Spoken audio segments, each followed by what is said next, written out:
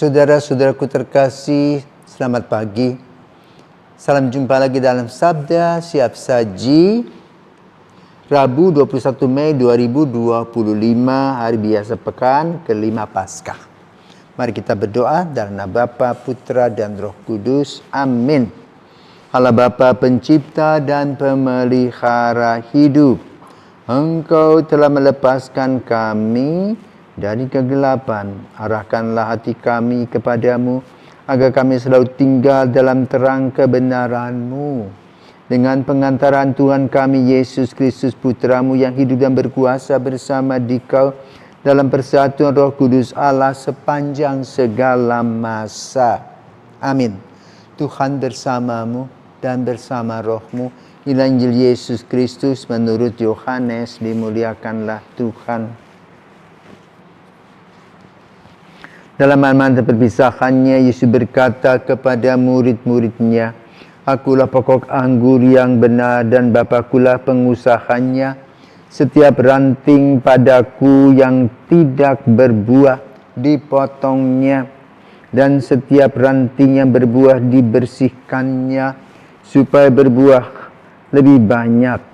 Kamu memang sudah bersih karena firman yang telah kukatakan kepadamu. Tinggallah di dalam aku dan aku di dalam kamu. Sama seperti ranting tidak dapat berbuah dari dirinya sendiri kalau ia tidak tinggal pada pokok anggur. Demikian juga kamu tidak berbuah jikalau kamu tidak tinggal di dalam aku. Akulah pokok anggur dan kamulah ranting-rantingnya. Barang siapa tinggal di dalam aku dan aku di dalam dia, ia berbuah banyak. Sebab di luar aku kamu tidak dapat berbuat apa-apa. Barang siapa tidak tinggal di dalam aku, ia dibuang keluar seperti ranting yang menjadi kering. Kemudian dikumpulkan orang dan dicampakkan ke dalam api lalu dibakar. Jikalau kamu tinggal di dalam aku dan firmanku tinggal di dalam kamu, mintalah apa saja yang kamu kehendaki, dan kamu akan menerimanya. Dalam hal inilah Bapa-Ku dipermuliakan, yaitu jika kamu berbuah banyak. Dan dengan demikian kamu adalah murid-murid-Ku. Demikianlah sabda Tuhan, terpujilah Kristus. Saudaraku terkasih, selamat pagi. Hari ini kita mendengarkan metafora yang diuraikan oleh Yesus, karena Yesus berbicara lebih kepada para petani yang punya kebun anggur, yang tahu sifat-sifat anggur, bagaimana memeliharanya dan bagaimana merawatnya. Yesus memberikan gambaran dirinya adalah pokok anggur dan kita semua adalah ranting-rantingnya. Jadi petani anggur itu paham, ya.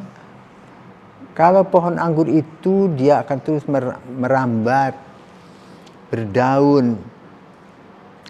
Kalau daunnya sudah penuh dan tidak dipotong, maka tidak ada kemungkinan untuk berbunga dan berbuah. Maka ada masanya mereka digunduli.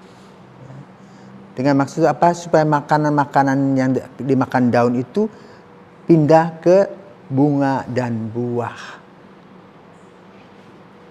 Dan lalu di sana dia akan berbuah. Nah, pohon anggur yang baik adalah yang menghasilkan buah. Pohon yang tidak berbuah ditebang. Jadi juga metafora di mana kita sebagai pengikut Yesus harus tumbuh dan berkembang serta berbuah. Apa buah-buahnya? Satu, damai sejahtera dan sukacita. Karena apa? Damai sejahtera dan sukacita ini adalah obat sehat. Di mana ketika kita mengikuti Yesus, apapun yang akan terjadi, kalau kita mempunyai kekuatan iman dalam sukacita, maka kita lebih kuat menghadapinya. Kita kurang emosional menghadapinya. Tapi berpikir secara rasional, apa-apa yang harus aku lakukan dan bagaimana mencari solusi. Maka dengan tahapan demi tahapan, kita mencari jalan keluar. Sama seperti seorang petani anggur yang memelihara pohon anggur, memberikan pupuk, kemudian menyianginya, dan membiarkan dia berbunga, berbuah. Dan kalau sudah berbuah dipanen, artinya untuk kehidupan orang lain. Ini yang dimaksudkan oleh Yesus agar kita berbuah. Artinya apa? Hidup kita ini berguna bagi orang lain.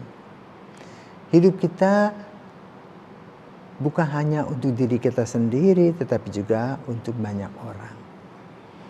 Apa yang dilakukan oleh kita sebagai orang tua yang menanamkan nilai-nilai dalam cinta kasih kepada anak-anak, memberi mereka makan jasmani dan rohani, agar mereka melalui pendidikan, mereka bisa menjawab masa depan mereka dan melanjutkan hidup mereka sendiri.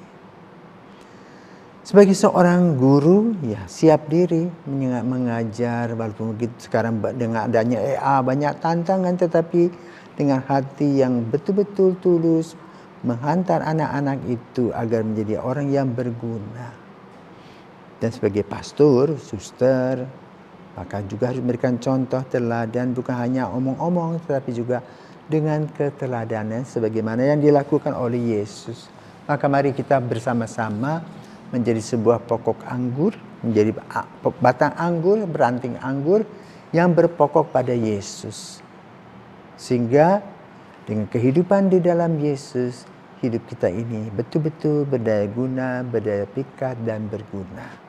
Semoga Tuhan memberkati kita. Selamat pagi.